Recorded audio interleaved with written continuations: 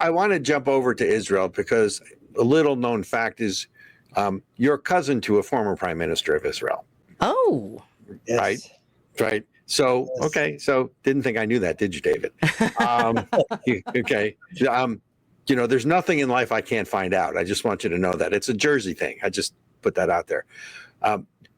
So Bibi Netanyahu, Prime Minister of Israel, to my opinion, has been a historic figure, but I understand that he's controversial, certainly outside of Israel. But how do you assess the jobs he's doing? Because from my opinion, the real stroke of genius was going into Rafah, because that was really the game changer in all of this. But, as we go to broadcast, the ceasefire was broken. What was it? March 5th, it expired. They tried to extend the ceasefire. Hamas didn't want it. So Israel just launched missile strikes into Gaza to, obviously take out the leadership, and hopefully we can get back the rest of the hostages. But focus to me on the prime minister and the job that you think he's doing in Israel and, the war in general. Yeah. Bibi Netanyahu is a much maligned character, and including my cousin now is a leading critic of Bibi Netanyahu. I look at Bibi and I respect him, and I give him credit for two things. First of all, a lot of people don't remember this, but when he was Israel's finance minister in the 1990s, because he was educated in America and sort of imbibed American conservatism, he liberalized in the old-fashioned meaning of the word. He liberalized Israel's economy. He moved it from socialism to free market. Oh, that enabled the startup nation that is Israel. Really, if it weren't for Bibi's reforms in the 1990s, Israel would not have been able to achieve what it's achieved through its economy today. The startup nation that it is, the high standard of living. Israel just surpassed Great Britain in its standard of living. It's truly tremendous. And I find it a bit ironic because we have a lot of friends in Israel who don't agree with me politically. They don't like Bibi. They're living well with high-tech salaries that are only enabled because of Bibi's reforms, sitting there criticizing Bibi as if he's the devil. So let's give the devil his due. And then with the war you mentioned, Robert, I give Bibi enormous credit because the pressure upon him not to go into Rafah. From the White House, from the Biden White House. From the Biden White House. Right. The incredible bad advice, the incredible pressure not to fight Hamas, not to go into Rafah, to, in a sense, let Hamas off the hook while the hostages were being held, while Hamas was in power. The pressure was so enormous, I think other leaders would have buckled to it. And indeed, there are signs that opposition leader Benny Gantz wanted to buckle to it. I think that would have been a tremendous mistake and a tremendous error that would have doomed the future of the state of Israel. And Bibi had the strength and the fortitude not to buckle, to wait it out, to ultimately go in. And it was only when Israel went into Rafah and really did damage to Hamas that you saw that there was more movement in freeing hostages, and you saw the potential future, really the only future for Israel, a potential future in which Hamas is dislodged from Gaza. Thank God, and I don't say thank God lightly, thank God Donald Trump was elected, if only for the fact that he understands the realities in the Middle East far more clearly.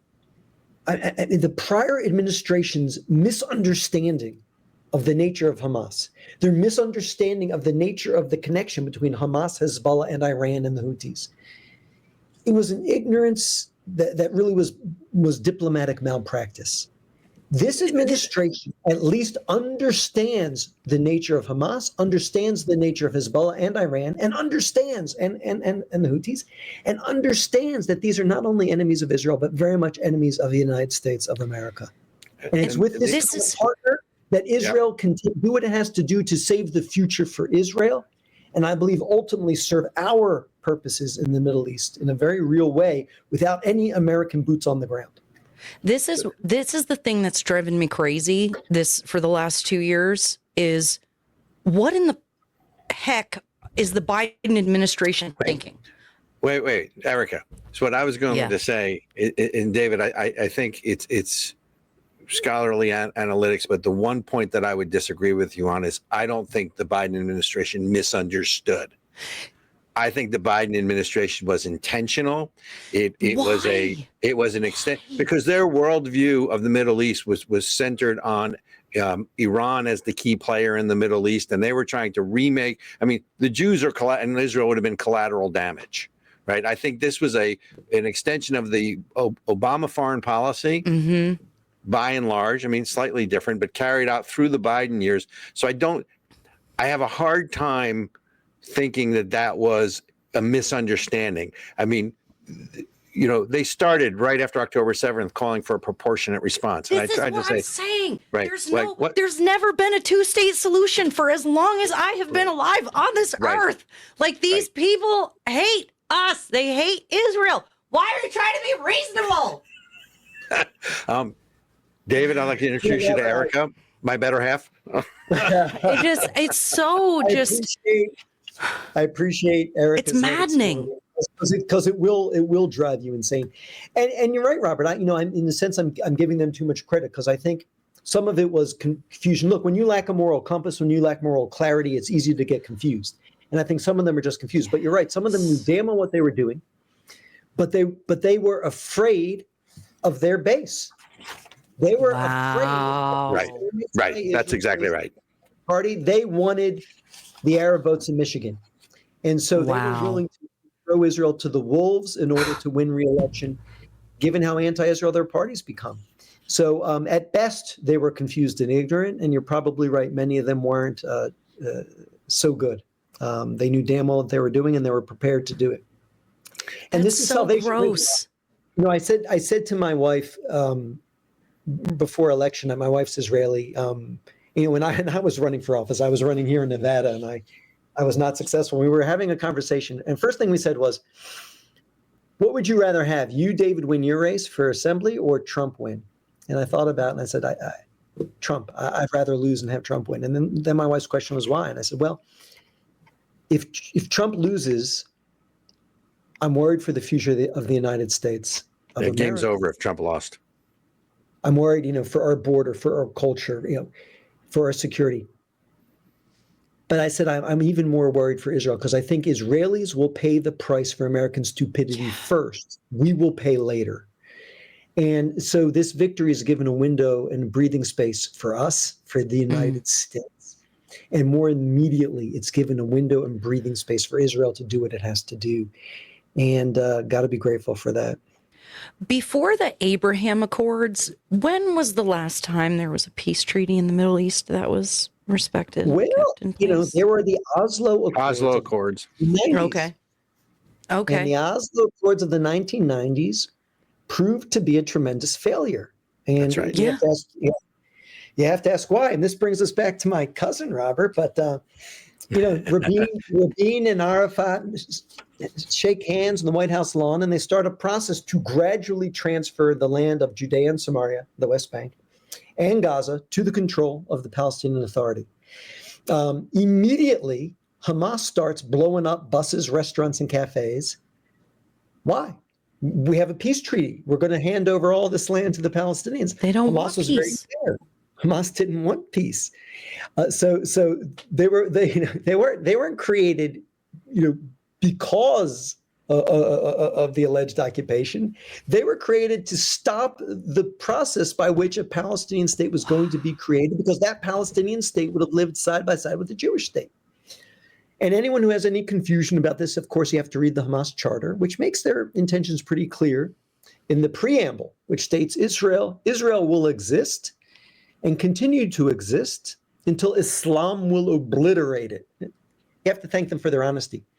What happened, though, is Yasser Arafat, running the Palestinian Authority, realized that blowing up Israelis made Hamas extraordinarily popular on the Arab street. So he said, gee, if I want to stay popular, I too must blow up Israelis. And I say Israelis, not Jews, because the people blown up in the Second Intifada were not just Israeli Jews. There were Israeli Muslims and Israeli Christians together. And so you had this competition to see who could blow up more Israelis that ultimately doomed the peace deal, in which Ehud Barak had offered Yasser Arafat everything they claimed they wanted: a Palestinian state in Gaza, 94% of the West Bank, some land from Israel to make up for that Yep. 6% that Israel wanted to keep, and half of Jerusalem. Arab East Jerusalem would have been the capital of the Palestinian state. And so a lot of Israelis learned from this Barak offer and Arafat's violent rejection of that offer in the Second Intifada, blowing up Israelis, competing with Hamas to see who could murder more Israelis. It killed the Israeli left. They realized we don't have a partner here for peace. Somehow that lesson in reality didn't translate to the American left, but it killed the Israeli left.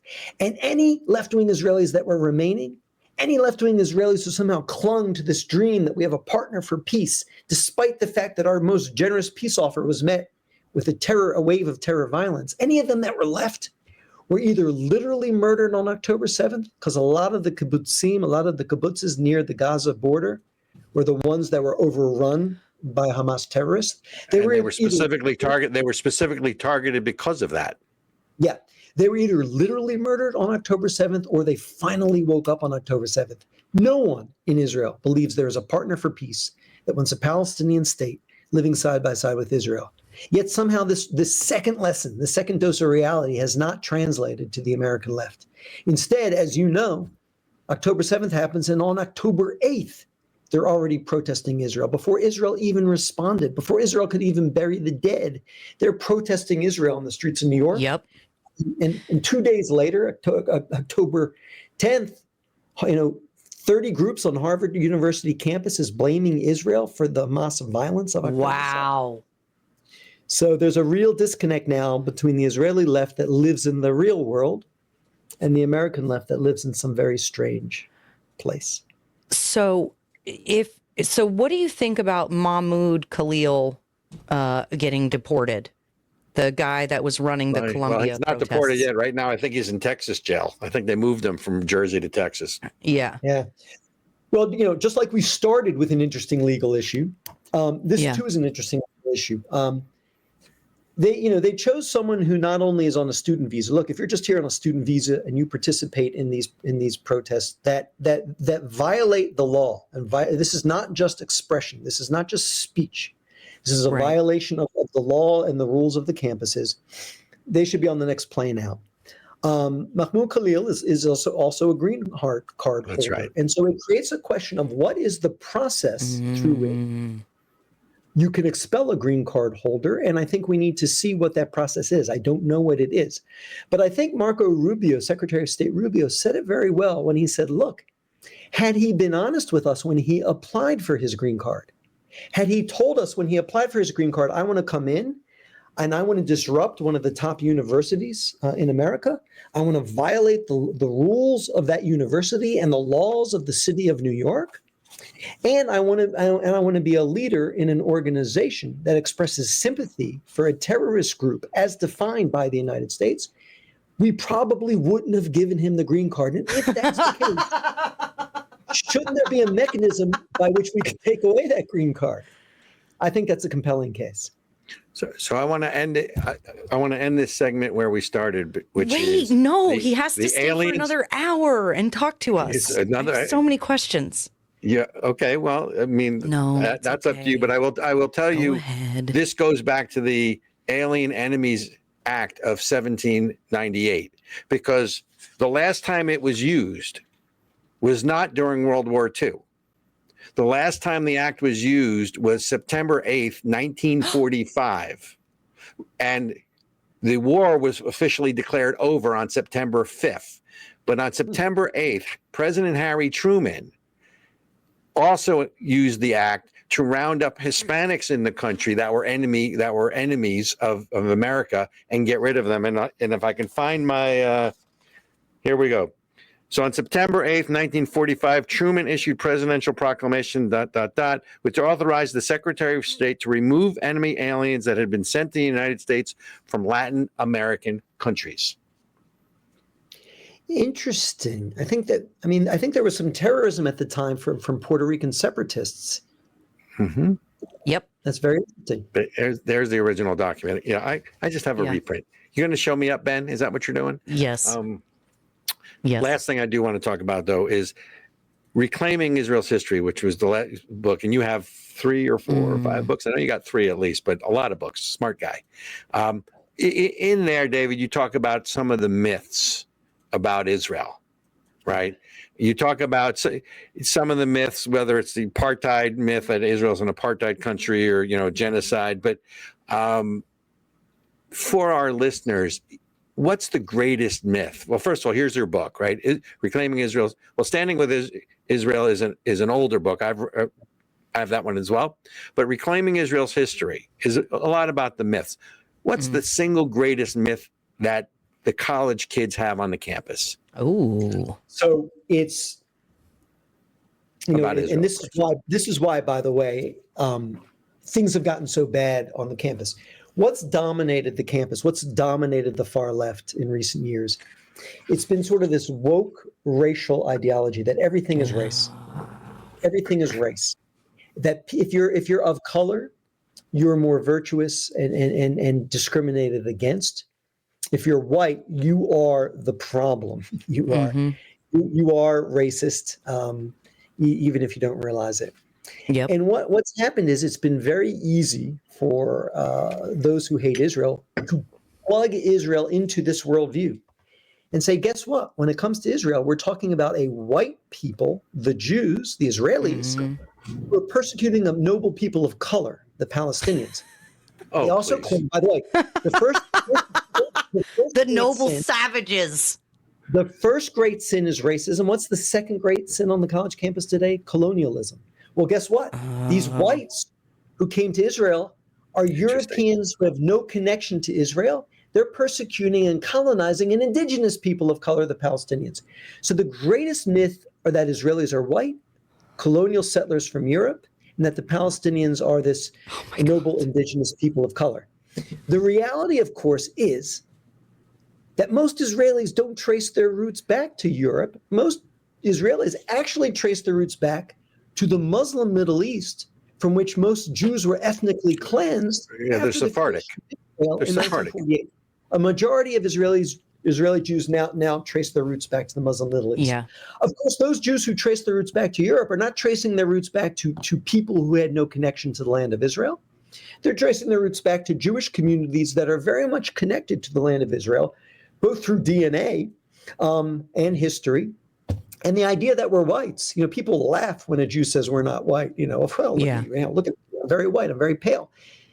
Well, gee, that would have been nice, 75 years ago when we were sent to death camps because we were a different race, an inferior race, a race that did not have the right to live among the race of native Europeans. So I find it a little rich, the laughter, when we have to say, wait a minute, we're not exactly white. We've not exactly been accepted as Europeans. And this is the thing. Like, look at the map. Okay, this is Israel, like right here. And then everything else is Muslim majority. Everything else,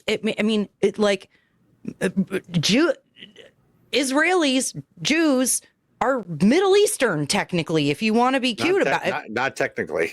I mean, but you know what I mean? Like, that's this, they're from this region of the world. To act like somehow it's white people colonizing brown people is just really stupid. No, but it sells. You see, the narrative sells. The issue is not facts. By the way, in the Obama world of social media driven, Obama for America, sort of monopolize social media, it's not about truth. It's about what sells. And it's about belongingness and social acceptance. And it's about the narrative that they can sell. David, where am I wrong on this? You're absolutely right. So that's why the myth is so prevalent. The myth is so easy to believe, and people are so ready to believe it. But that's also why the truth is so powerful. Because when we take students to Israel, I don't care how much they believe this myth, I don't care how much they were anti-Israel, and they land in the multiracial and multicultural celebration that is the modern state of Israel. Even a bad trip to Israel, they say, you know what? I was lied to. This isn't what they told me. Israelis are not white. Israelis are not foreign to this land. And the Palestinians are not exactly the race of Martin Luther King Jr.'s, I was led to believe. They also encounter the fact that Suicide bombing is very popular among Palestinians. October 7th was very popular among Palestinians. And so they learned that the myths about both sides that they were taught are not true. And at a minimum, they realized this is much more complex than they were led to believe. Yeah. And it is through that opening that we can teach the truth. Yep. But, you know, it's interesting. It's interesting, anti-Semites, whatever the great evil of the day is, the anti-Semite will say the Jews are responsible for it. Right? So if capitalism is the enemy, who's the great capitalist? The Jews! Trotsky was a Jew, right? So if the great crime today is racism and colonialism, guess who are the most racist of the colonizers? The Jews! The greatest story in history of an indigenous people surviving a violent exile and returning to reclaim their homeland. The Jewish people, created in the land of Israel, created in Judea, returned to Judea in peace to live alongside others who have moved there in the interim. It's a really powerful story. And when people connect with the story and see the truth, they change their minds. But boy, do we have a lot of work to do in telling this story. And that's the modern miracle of Israel, right? Israel Appreciation Day was ancient hope, modern miracle. But David, I want to thank you for coming. Ladies and gentlemen, we've been talking with David Brog, Executive Director of Maccabee Task Force, and so many other things, author, Politico, consultant, former chief of staff to Senator Specter. I mean, it's a long list, David. Next time, send me the condensed version. But as Ericka pointed out, I'm old. Yeah. And Ericka, if you point out, Ericka, that I'm older, I'm done. David, I want to thank you for coming on. Thank you for being part of Israel Appreciation Day, and thank you for sharing with us so much knowledge about Israel. Where can they contact you? Where can they reach you? Where can they get the book? Well, thank you. Yeah, I mean, on Twitter, I'm David K. Brog, David K. Brog, B as in boy, R-O-G. Our website is for the Maccabee Task Force is mactaskforce.org. It's MAC for Mac Task Force, one word, .org. And the book, Reclaiming Israel's History, is on Amazon. Yeah, get it, y'all. Thank you so much, David. I recommend it. And my promise to people, because I have a lot of friends who know a lot about Israel, and when I told them my book was out, and I as I said, let me make you this promise. If you've been immersed in Israel your whole life, I promise you, you will learn new things by reading my book, because I spent a long time trying to find new things to reclaim bits and pieces of Israel's history that we've forgotten, that when you know them really do show you the justice of Israel's existence and the justice of Israel's struggle for survival. Yep. Amen. It's been a pleasure. Amen. Thank you, Ericka. Thank you, Robert. Always a pleasure to see you. Thank you, David. Always. Thanks, David. We'll see you soon. Thanks. Oh my gosh. I'm real fired up now. I'm super duper fired up. This is, dude, okay, hold on. Let me go back to the map for a second. Would you go back to the map, please? So I wonder how much of the change in support is because of the less people being involved in the church or anything. Because when I'm reading my Bible and I'm reading Exodus, and Moses and leading his people and all this stuff, like I can look on the map and go, my people, the Messiah that I follow was born right here, was born or over here somewhere, Bethlehem, in over here. And then they were and then they had to, because of famine and all this crazy stuff, they went to Egypt and they were slaves for hundreds of years. And then they got to go home. This is the home of the Jews. Like, what are you talking about? You don't even have to be Christian to know that that's history. 2,000 years ago. Excuse me, Ericka, when we were talking about the Enemy Aliens Act of 1798, the reason most people don't know it is because they were absent from school that day in history class when it was taught, or they were in a school where the history just wasn't taught. If they're not teaching the history of this country, Yes. you really think they're teaching the history of another country? No, they're not. No, So, they're not. I hear you, but that's why there's so much work to do.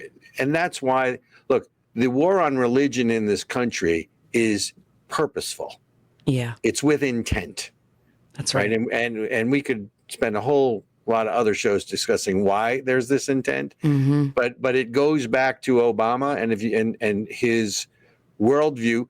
David Brog was correct. It's not just in Israel. Is Barack Obama, because of his upbringing, saw the United States and Israel as colonial powers and oppressors, and that was the worldview with which he manipulated foreign policy to try to, lack of a better term, subjugate Israel in world politics and raise up Iran. Why else do you give them billions of dollars in the middle of the night, right? Why else do you cultivate the Muslim Brotherhood, which is really the father organization of Hamas, right? They're an offshoot of the Muslim Brotherhood, right? So there's a whole lot more to it than that, and I do not claim to have the knowledge or background that David does, but at a high level, that's what we're talking about. Yeah. Man, oh man. So I still, however, want to get back to the fact that I love your shirt. Yeah. And it's nice merch. And here's the truth. It's both partially a U.S. flag and the Israeli flag. And the byline on the shirt, if you can lift it up a little more without, flashing us, which is "Together we win." Because I know I had to go there. Because together we do win and separate we lose, right? Yeah. Because this battle, there is a line between the Western values that Israel represents and the technology and everything else and the Judeo-Christian / Western values here. So if you turn around, don't turn around, but the backside of the shirt says, separate we lose. No, I'm just kidding. But does it? No. I was like, no, it doesn't. It just says Israel Appreciation Day 2024. So where can they get the merch? You guys, you're going to go to Israel Appreciation Day. Hold on, let me share my screen again. Nice shirt. Thank you. Yeah, I love it. It's so soft and comfy, and it fits perfectly. So for those of you out there, this is a small, so it's really like unisex sizes. So if you're a lady ordering something, order a size down from what you would normally order. So if you go and you click on the merch link, it opens up our store. The ladies' apparel is probably lady sized, but I think the stuff that's unisex is basically men's size. You think the stuff that's unisex is unisex? Is this like what color is George Washington's white horse? Yes. Right. I think the stuff that's unisex is unisex. So since I'm the chairman of Israel Appreciation Day, where's my merch? In Florida. Yeah, I know.